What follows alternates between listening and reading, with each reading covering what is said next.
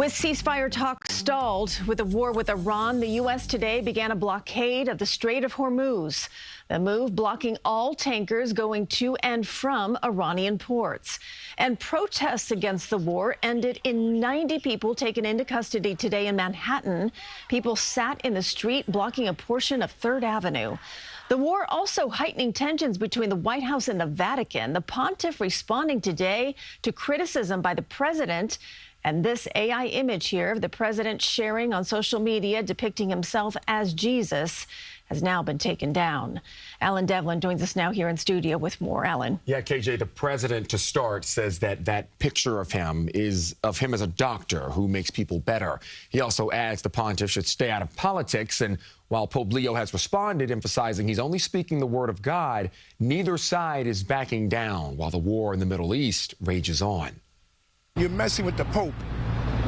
Can't do that. Totally atrocious. Catholics sounding off outside of St. Patrick's Cathedral Monday. The religion and the politics have to be completely separated. It's terrible. It's gross. It's blasphemous. The frustration aimed at President Donald Trump following his jabs at Pope Leo XIV for his opposition to the war with Iran.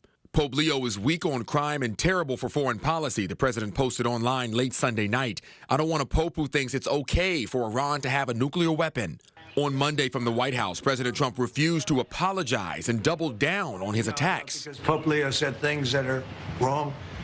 He was very much against what I'm doing with regard to Iran. The president's criticism came the same night 3 cardinals close to Pope Leo spoke to 60 Minutes. He's the pastor of the world. He's not a pundit, but he's going to pronounce on what's important. The Pope addressed the president's words on board a flight to Algeria Monday. I have no fear of neither the Trump administration nor speaking out loudly about the message of the gospel. I do not look at my role as being political politician. I don't want to get into a debate with him. The exchange trails a weekend of failed negotiation attempts between the U.S. and Iran to end the war, with the president enforcing a U.S. blockade of the Strait of Hormuz that began at 10 a.m. Monday. Maritime data indicates at least 2 tankers were turned away from the strait. Iran responding to the blockade by threatening a forceful response. We are ready for any options.